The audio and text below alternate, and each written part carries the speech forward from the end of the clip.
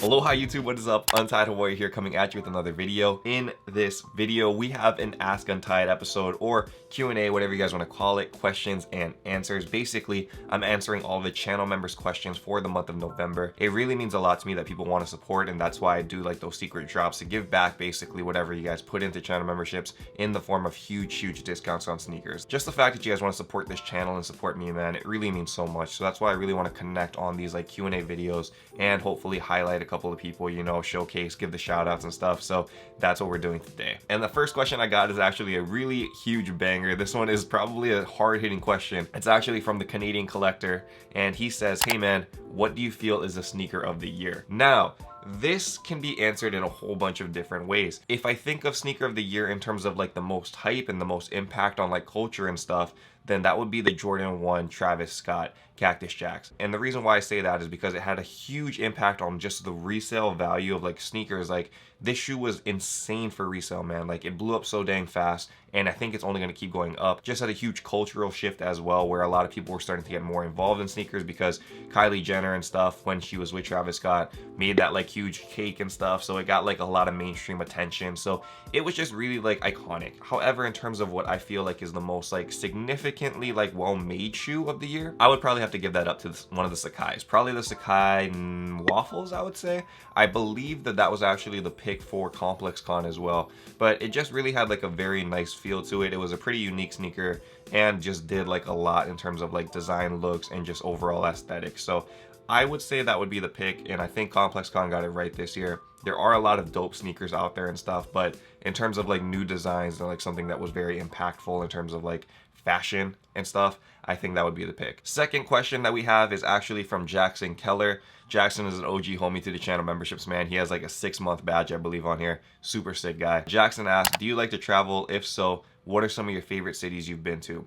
So this is an interesting question. Do I like to travel? It's weird because a lot of people travel to Hawaii, right? And that's their like vacation spot. So I'm very blessed in the fact that I don't really need to get away from Hawaii because I'm living in Hawaii, you know? So it's not really like a need for me to travel a lot.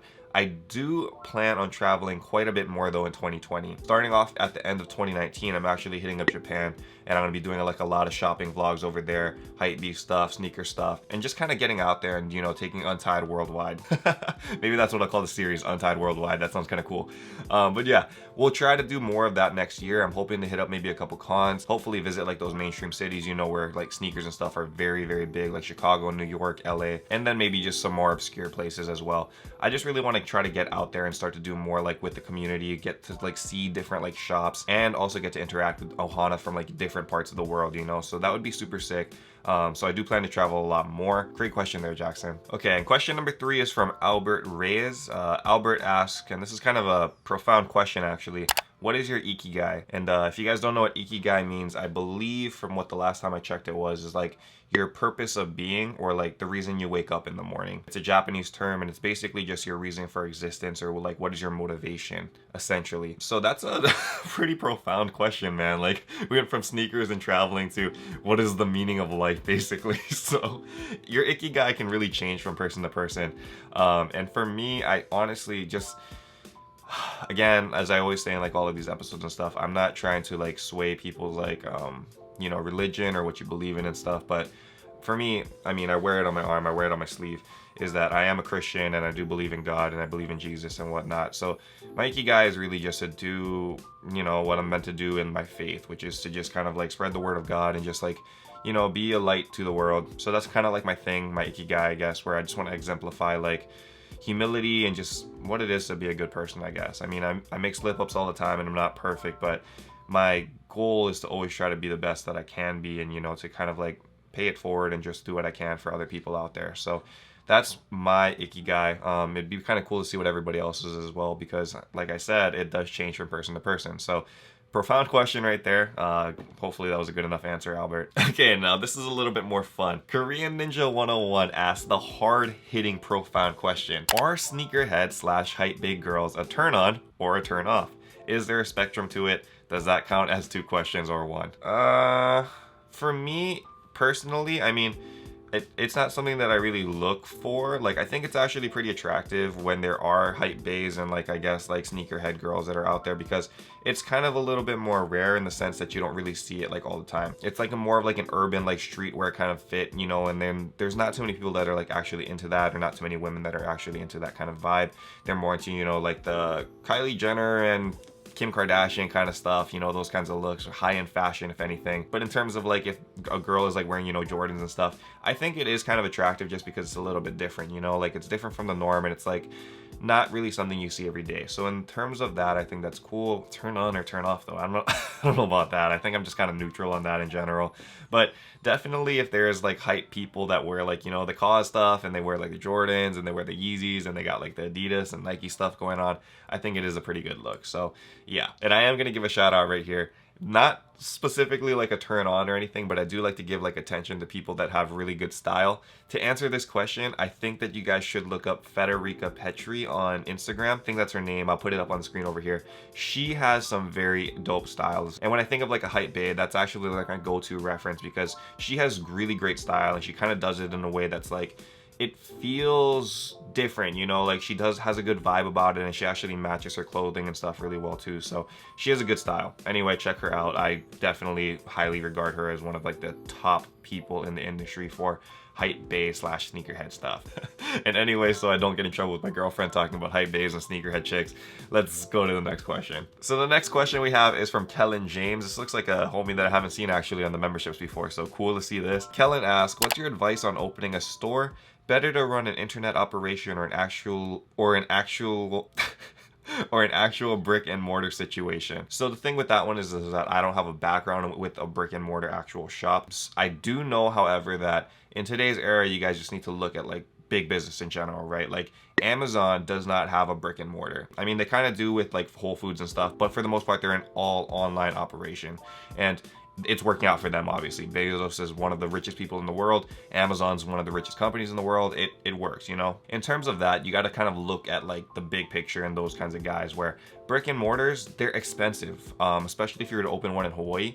The overhead by itself is just too much to maintain. When you guys open up an online store, if you run it out of your house, you're not paying anything extra. You're not losing money, so you're already starting off as a win, because everything that you make is pure profit at that point. You don't need to put it back into just rents to have a place to store your shoes and stuff, you know? So that's why I think nowadays, especially for people that are just trying to start out, I think it's better to have an online operation. Now, the caveat with that is that if you guys don't have a strong following, like a strong internet following, or you guys aren't good with social media and stuff, then a brick and mortar can be helpful, because there are a lot of people that still run that old school model where if you guys see a shop, it's like, oh, we can check it out. And then you get foot traffic, which is something that you can't really get online. You can kind of get that online too, but it depends again on social media presence. So my advice would be, again, to start up an online store. That's what I've been doing, and I think it's been working out so far.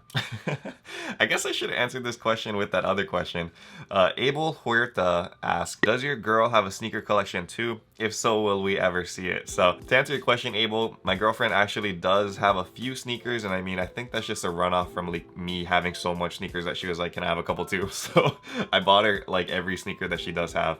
I think she has like maybe 4 or 5, and they're mainly like Yeezys and Adidas kinds of stuff. But she's not, like I was talking about earlier, she's not really like into that sneakerhead scene or that hype bae kind of look. She's more like, you know, like into like the trendy fashion kind of stuff, which doesn't necessarily involve sneakers. So not really too much there. I mean, if you guys do want to see the sneaker collection, I guess I could do that eventually. I'm also trying to convince her to get onto one of the mystery boxes for Mystery Box Fridays, to actually open up a box with us, because a lot of people don't think that she actually exists, you know, like she's in a couple of the old vlogs, but people are like, I haven't seen this girlfriend, I don't even know if she exists, and she really doesn't like being on camera. So we'll see. Maybe if we can convince her in the comments to let her, you know, come on and open up a box, maybe she'll do it. I don't know. But yeah, that's a pretty interesting question there. Okay, so from Zappy Skink, they ask, what are your thoughts on people who buy fakes for personal wear? No, I've gone back and forth with this one probably like a million times by now, because I'm pretty mixed on this, guys. Like, I'm gonna answer this twofold. There's two sides to this, right? So from like the mainstream side, if you guys wear fakes, you're kind of like diminishing like the people that actually pay a lot of money for these sneakers, and the people that are actually like putting into the work to make like these sneakers and stuff like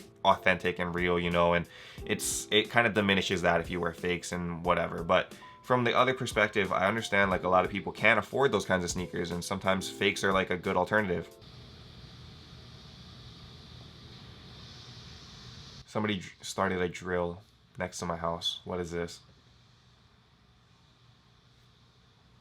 I think that's a lawnmower. It's 8 o'clock in the morning. Come on, man.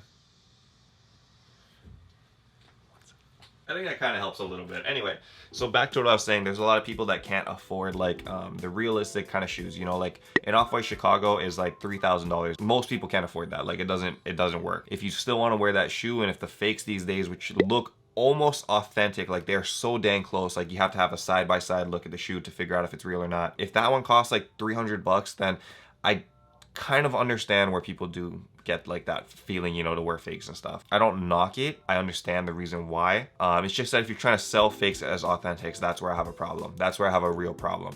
Don't sell fakes as authentics. That is a really bad thing to do. It makes me very frustrated because it's something you guys shouldn't do. So that's my thing with that. If you wear it for personal, like Zappy was saying, whatever, that's your own prerogative, that's fine. Nobody should be telling you how to spend your money. If it makes you feel good, that's the main thing, guys. So that's fine. But if you try to sell fakes as authentics, that's where I draw the line, and you are a bad human being. Don't do that, man. That's terrible. Don't do that. Lighthearted question here from Mango TV. Would you rather burn your whole sneaker collection or burn all of your clothes?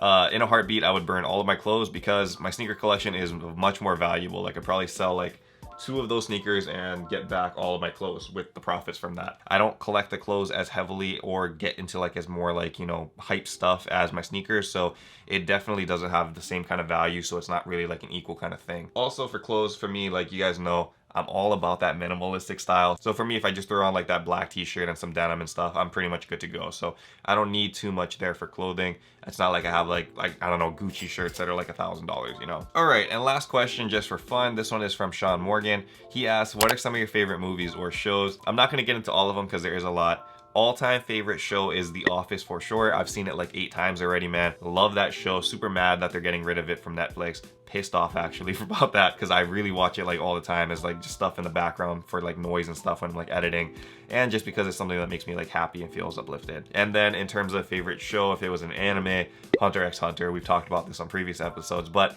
I can't promote that one enough. Watch it if you guys haven't. Really dope anime. Anyway, that is it for the questions and answers, or Ask Untied, for November. Thank you guys so much for submitting your questions, and thank you guys again so much for supporting this channel, man. Like, I know a lot of people don't even make it all the way through to the end of the videos. For most times, like the drop off watch time like goes away like around the halfway point. So if you guys watch this far, you guys are like legit, and you guys are like actual like supporters and stuff, you know, and you guys are probably channel members. So I just can't thank you enough for supporting me and supporting what I do. I really like do love all of you guys that watch these videos. Like I don't know how I can say that more sincerely. Like, you guys really changed my life, and like, I don't know, I just have a great appreciation for all of you guys behind this camera. So thank you guys so much for watching. You guys are incredible people, and I hope you guys have a great rest of your week, month, and the rest of this year. Thank you guys so much for watching, and until next time, guys, stay humble, stay blessed, take care. I will see you on the next video. Aloha. Shoots!